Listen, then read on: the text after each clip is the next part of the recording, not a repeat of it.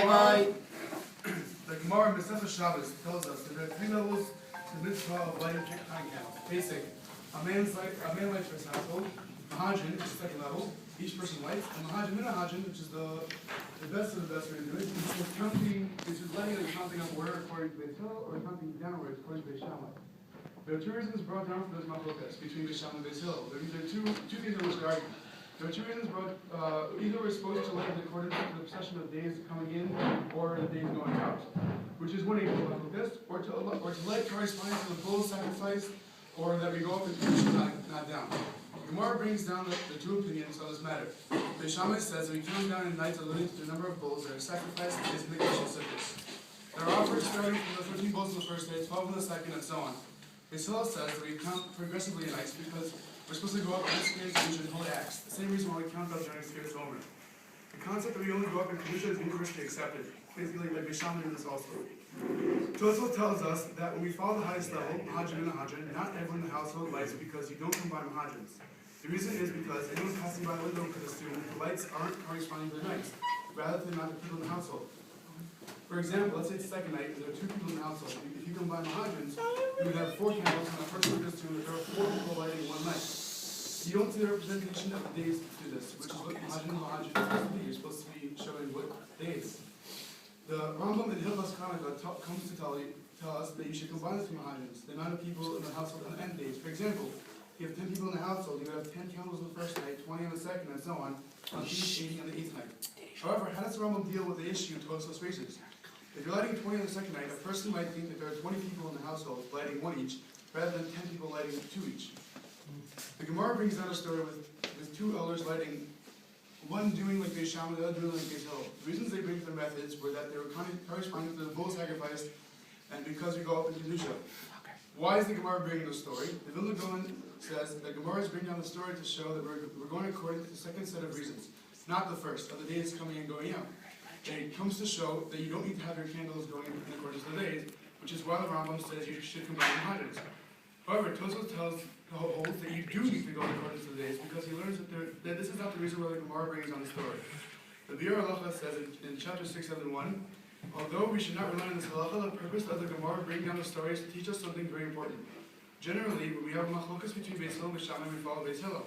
That's only arguing about din, a mitzvah. Here they're arguing just only on the beautification of the mitzvah, and therefore one can choose to follow Beis Shammai if he wishes. This is what the story of the elders is going to show us, as we see from one of the elders following Beis Shammai's opinion. However, the Rambam doesn't hold like this at all.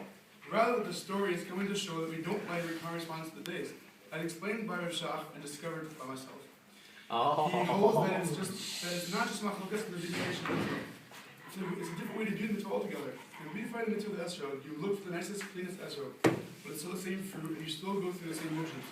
By Hanukkah, you're not just modifying that one light, you're adding more lights. You're adding to the mitzvah another component. That's why Rav Shach points out that even though there are those who hold you don't make a bracha on beautification in the event that you didn't make a bracha on the actual mitzvah, when it comes to Ner Hanukkah, you would make a bracha. For example, on the 7th night, if you're up to the 5th candle and realize you can't make a bracha, you can make a bracha then, even though you already lit the night that it was considered the basic mitzvah. Since the Mahajin becomes part of the mitzvah, here everyone would agree on this Mahajin would make a bracha. I, among many other great tzaddikim, have a question on this. Beis Hillel's reasoning made sense to build a Kedusha. It's a beautiful answer. What I didn't understand was Beis Shammai's proof to his opinion. Great, so we know we're going to say the idea of counting down his days, in reference to the bulls that are sacrificed in the Chag. But why were the bulls relevant at all to Hanukkah? Another question I had, what was the reason for the regressive order that the bulls were offered? I figured that if there was a connection between Easter holidays, maybe there's a connection between the other holidays as well. When we talk about Pesach, another kasher in general, Chazal teaches, kibolo kach polto, the way it was swallowed, so it must be regurgitated. This means that in the manner in which something had shaped and went through it, that it made it unfit for use, that's how it has to be taken out. For example, if a pig was cooked in a pot, the way to kasher this pot, at the very least, is to have water boil in it slightly hotter and a bit longer than it was used for to the pig, because since it was boiled into it, has to be boiled out. Another example is if you cook pig on a grill, the only way to get it out is to blowtorch it, because since it was being traced through fire, it has to be taken out through fire. This method also applies to when we transgress. By Purim, the reason why we fast Tanis Esther, the day before Purim, isn't only to commemorate the fast that Esther made, it's also a tikkun, a fixing. This fast is a tikkun for the lavish feast that Achashverosh made for the Jews, that the Jews partook in. that partook in it, being that it was utterly betrayed. How would fasting be fixing for even non-kosher? As we saw before, the way to fix something tainted is to eradicate adulteration in the same manner it was vindicated. Since we sin through the physicality of food and drink, we compensate and rectify by denying ourselves the physicality through which we transgress. The Rambam says the days that Klien shall fast because of suffering and the mishaps that befell them, in order to awaken the heart and open the channel of repentance. This is for them to remember our bad deeds and the deeds of our ancestors. We learn that during the time that the Beis Hamikdash was invaded, a pig was sacrificed on the altar instead of a cow by the enemy. This is a terrible thing because not only is the pig trait, it is a symbol of impurity, whereas the altar was where holy offerings to Hashem were made. It is because of our faulty avodah that Hashem allowed this to transpire. Therefore, since we sin with our avodah, which is how we connect to Hashem, we must make up for it spiritually. Beis Shammai obviously knew the concept of that we only grow up in Kedusha, so why would we see that these sacrifices are the reason for lighting in descending order? Rashi in Parshas Pinchas says, the descending order of the bull is a sign of the eventual demise of the 70 nation and that they're going down. Since it was because of our faulty avodah, the Beis Hamikdash was invaded, and therefore we have to rectify our avodah and do it right. The bulls symbolize our enemies. The sum of bulls that were sacrificed, counting from 15 to 1 to 70, which alludes to the 7 nations of the world. If our weakness, which was our faulty avodah, was the cause of their strength, their invasion, and our strength, our correct avodah, is the cause of their annihilation. Since the avodah consisted of offering bulls, we are showing that when we do our avodah in the right way, our enemies have no power over us, so much so that it eventually cease to exist. Ramban says that when we light today, it's a continuation of the lighting of the menorah and the Beis Hamikdash. The lighting of the menorah there was also an avodah, and a sign of how we regained control during the invasion. Since Hanukkah was brought about through our faulty avodah, we rectified our mistake by recovering Beis Hamikdash, which is the symbol of avodah, and by doing the avodah right, therefore Beis Shammai holds that we light in the descending order as a symbol and commemoration of how we reinstated our avodah and reclaimed the Kedusha. The Gemara states, every generation that the Beis Hamikdash isn't rebuilt, it's as if it was destroyed again. Because of that, each generation's faulty avodah. The Rambam is saying that even today, we're still into our Tikkun Kashir instruction of the Beis Hamikdash, and on our lack of avodah. When we light candles in this matter, it isn't just to commemorate what our ancestors did or didn't do. It's to help fix what we did or didn't do.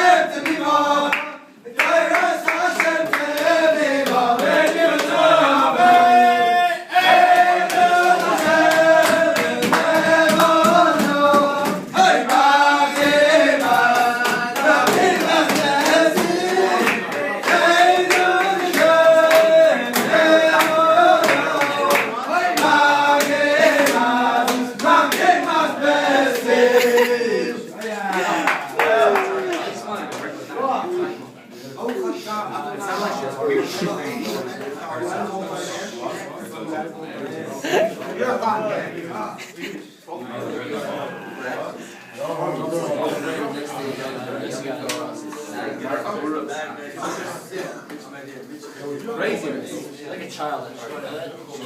By the way, I met this girl on the weekend and she was in earlier. She's like 18. It starts 16. It starts 16. She has a machine. You get the garden waiting over. Who didn't get none? Who didn't get none at once?